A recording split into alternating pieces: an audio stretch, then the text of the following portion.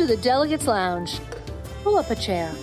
I'm Alex Tarquinio, a journalist based at the United Nations here in New York City, and your MC for this podcast, featuring some of the most influential minds in the world today. Settle in for some riveting tete-a-tete, available wherever you listen to podcasts.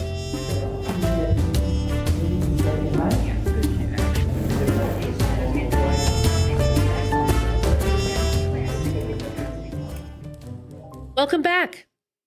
While we were covering NATO's 75th anniversary summit in Washington, D.C. this summer, we had an unexpected encounter on the sidelines of the summit.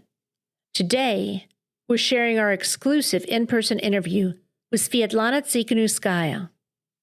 For the past 4 years, she's led the political opposition in exile to Alexander Lukashenko's 30-year rule of Belarus. We ran into her as she was on her way to dinner at the opening of the NATO summit, and she graciously agreed to be interviewed in the hotel lobby. As many listeners know, she became a political figure in a most unenviable way. Her husband, Sergei, a pro-democracy dissident with a popular YouTube channel, originally declared his intention to run against Lukashenko in 2020. After a brief campaign that was highly critical of Lukashenko, her husband was arrested on charges of inciting social hatred and sentenced to a lengthy prison term. His wife assumed the mantle of the opposition candidate and is widely believed to have won the election in 2020. Her exile inspired massive protests in Belarus. Because I'm based at the United Nations headquarters, I attempted to reach the Belarus mission to the UN to see if they wish to comment, but have not heard back. Here's my conversation with her from Washington this summer. Thank you so much for making time for us. Really on the spur of the moment here at the NATO summit. It's wonderful to talk about the situation in your country and also what is going on at the NATO summit this week. I did catch your interview on MSNBC's Morning Joe yesterday with Nancy Pelosi, and you and the Speaker Emeritus have written an op-ed in the Washington Post. NATO is a bulwark against tyranny. You're not shy about using terms like tyranny and dictatorship. You've been sentenced in absentia by the Lukashenko regime, as has Navalny's wife by Putin. And of course, your husband is still in prison. So what, if anything, could NATO do? You've talked about you can't educate dictators, you have to fight, but you also want a peaceful transition in your nation, Belarus. How do you reconcile those two?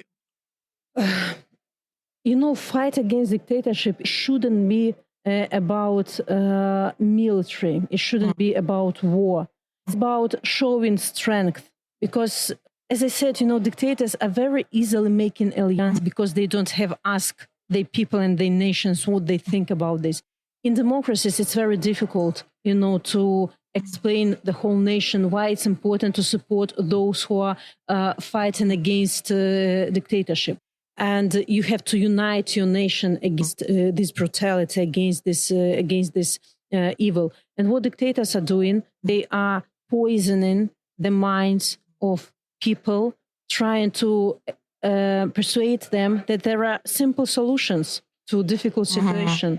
But there are no easy solutions. Populists are shouting, we have to appease, I can eradicate dictators. No, it will never happen.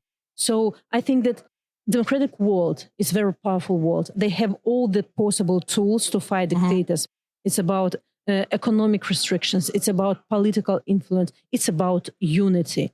When democratic world shows undecisiveness, it is perceived as weakness by the regimes. And dictators cross red line after red line, testing how far they can go until democracy will hold consistent, policy. And it's as a person from the country who are suffering from the regime, from tyranny, I think that democracy might be more decisive.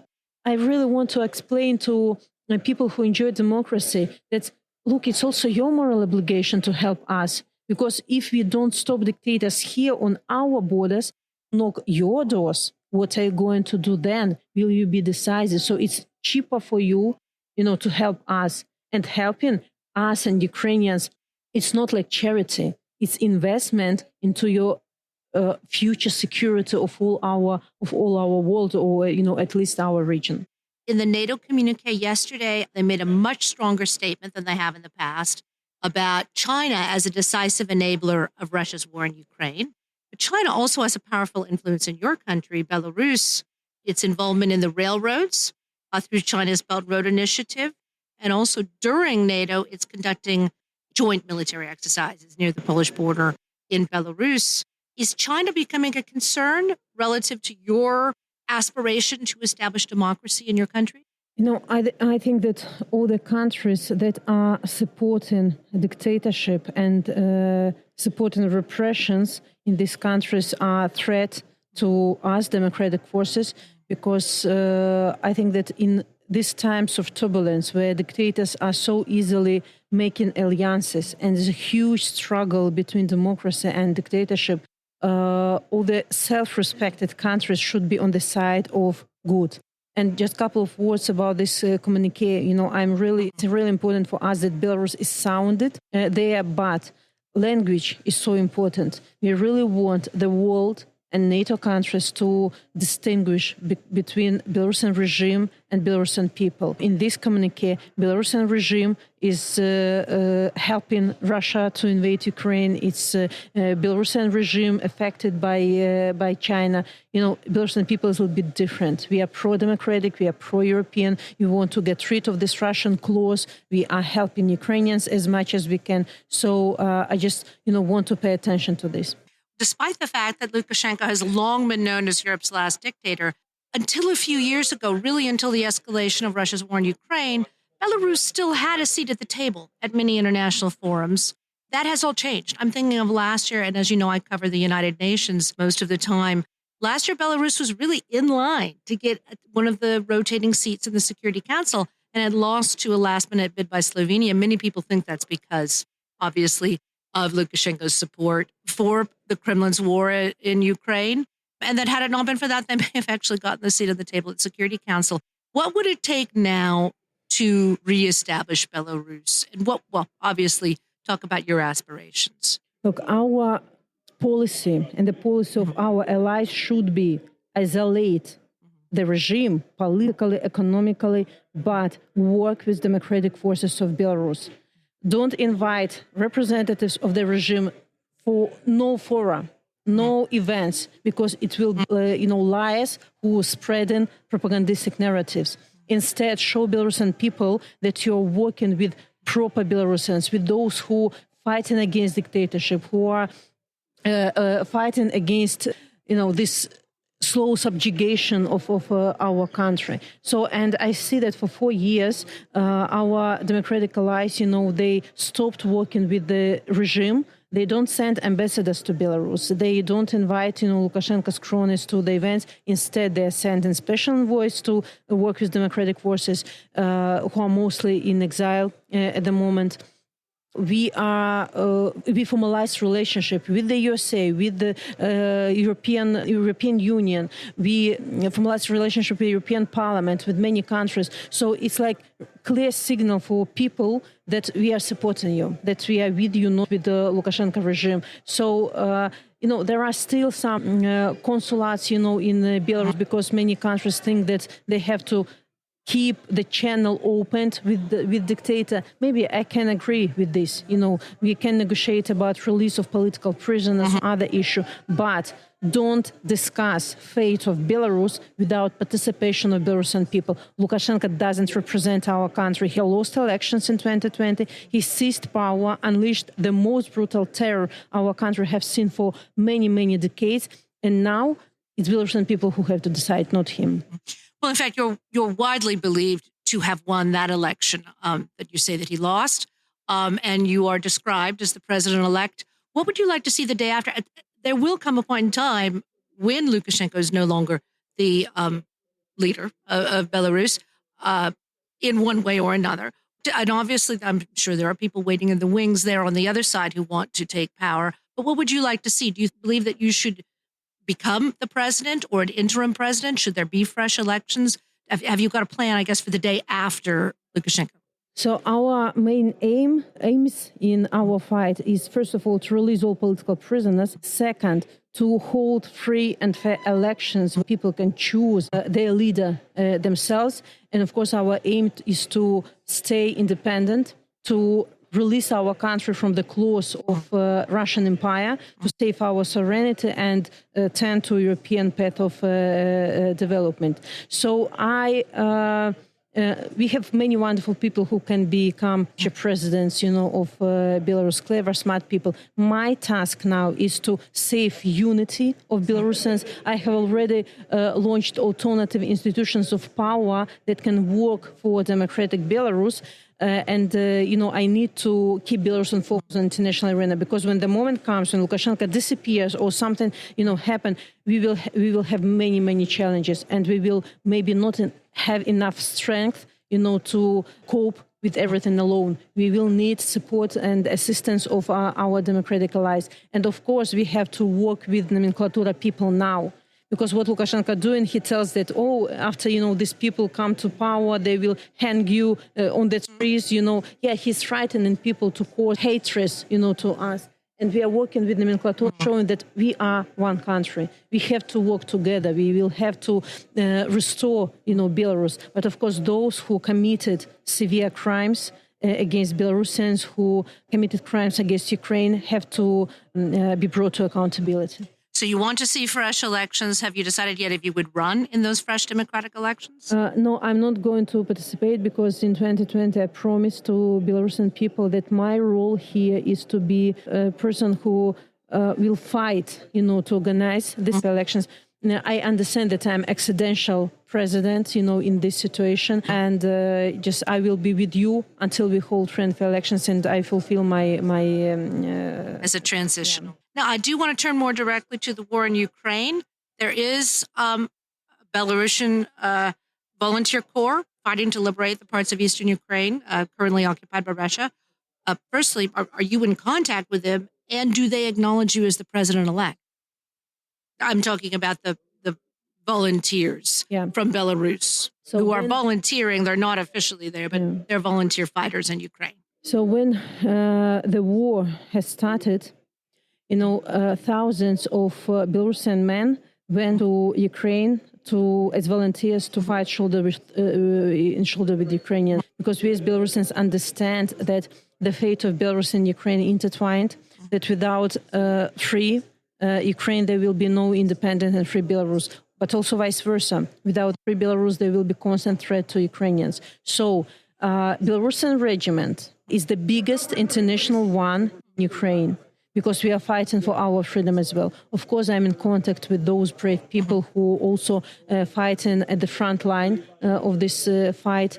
We are trying to support the families of these volunteers, because while they are fighting in Ukraine, their relatives in Belarus are being suppressed by the regime, are being detained by this regime. So you do believe the regime knows who these volunteers are, and there are consequences? Yeah, we have to be very cautious about naming people in our movement, in our volunteer movement in Ukraine, because they have taken revenge on their relatives. They confiscating property, of these people, punishing them as much as they can. But people are fighting there, and Ukrainian military leadership, say that Belarusian soldiers are brave. Do you see them as liberators of eastern Ukraine, of the Donbass and all the areas they're fighting on? And also, do you think once that war is over that they may try to liberate Belarus?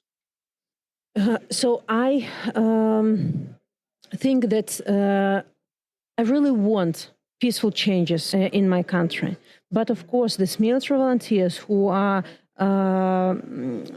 now fighting in Ukraine, they create huge threat and fragility in Belarusian dictatorship, because they also think that they might come, we might make coup d'etat, I don't know. Of course, I think that, only volunteers cannot bring changes to Belarus. Only, civil society cannot bring changes, or only media. It's like obligation and responsibility of every Belarusian person, wherever he is, inside the country, outside the country, in Ukraine, in the USA.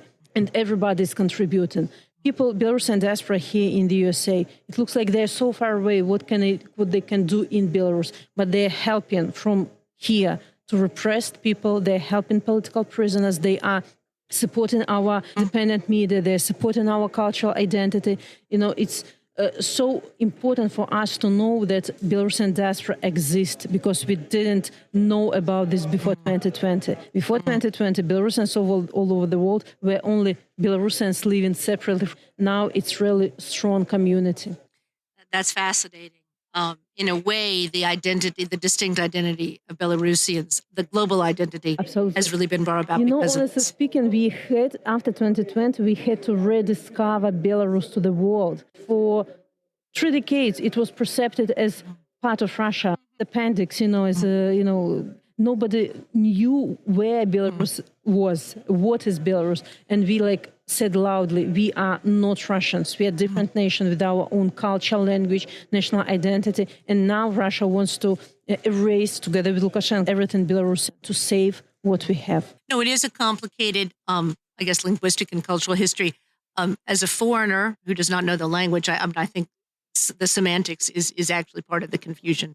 The name, Belarusian versus Belarusian. Have you felt that you've had to do a lot of education over the last couple of years of well-meaning foreigners who maybe don't understand because of the Cold War history, and also just linguistically that Belarus sounds so much like Russia? Yeah, absolutely. We had to learn people that Belarus is not white Russia, it's not Belarus Russia, because we have named Republic of Belarus, but because of Soviet Union time, it was perception that it's white Russia, Belarus Russia, but it's not. The semantic of this word from Russia, it's Rutenia, road, from Baltic Sea to Black Sea. And we have to explain this. That's why it's so important to tell about Belarus on experts level in universities, to our future, generations. And of course, in the connection of the war in Ukraine, Belarus also sounded differently, because nobody never knew that Belarusian and Ukrainian languages are very similar, but Belarusian and Russian, they're very different. I've heard that it's as much or more than the difference between, say, Spanish and Italian. They're obviously on this similar family tree, but the two don't understand each other unless they've learned Russian. Absolutely, that's right. But also we have to, why I'm talking so much about national identity. It's so important because, I'm ordinary Belarusian citizen, and all my life, in schools, on the streets, everybody spoke Russian. Of course, I was speaking Russian at all. Also, and Belarusian language was educated as foreign language. Which language did you speak at home? I'm curious. You spoke Russian in school, but which was your home language? Russian. And only in the village with my grandparents, I spoke Belarusian. That's why I know Belarusian language. But now, after 2020, this dedication to everything Belarusian became so vivid among Belarusians. More and more people started to speak Belarusian language. Our children started to speak Belarusian and read Belarusian language even more than we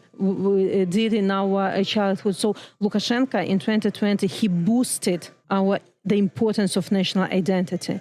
So, and maybe in 2020, maybe Belarusians started to be proud Belarusians, because we really were shamed when you go abroad and a person asks you, where you're from?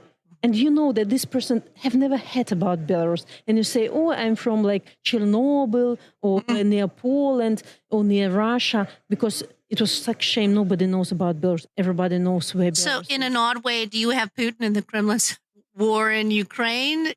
In an odd way, has that boosted, both the foreign understanding of Belarus, but also your own personal pride of the global Belarusian identity? War, it's about 2020. It's about 2020 uprising, because at that moment Belarusians felt each other, they felt our nation. In 2022, Belarusians felt that we are not the same as Russians, because in 2020 it wasn't our geopolitical choice. Just wanted to get rid of Lukashenko's regime. Putin supported, Lukashenko, and of course people understood that Putin is on the side of evil. But 2020, Belarusians so clearly that have these imperialistic ambitions. We can't imagine that we can support this war. Our army would never, join Russian army, because we can't understand how it is to fight or kill or to be killed by our Ukrainian neighbors. We don't have this. So that's why it's so important to distinguish Belarusians and Russians. Thank you so much for the fascinating conversation and for making time for us.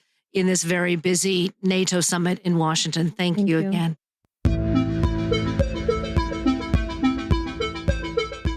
And that's it from the Delegates Lounge. We'd like to thank our esteemed guests who've graciously allowed us to share their hard-earned insights into what really matters. And then there's you, our listeners, who we hope are sufficiently edified to clamour for more of the same. Do drop in for a weekly episode on Thursday or from time to time if we're on the road for special events, in which case there'll be a bonus episode. Subscribe wherever you listen to podcasts. And if you like what you've heard, please take a moment to rate or review the show, as it helps others who share your abiding interest in world affairs to find their way to the Delegates Lounge. You can connect with us on many popular social media platforms or reach out to us directly at info@thedelegateslounge.com. We're a small team, so we can't respond to every message, but we will read them. Our show this week was written and produced by the host and by yours truly, executive producer Frank Radford. Until next time, keep calm and curious.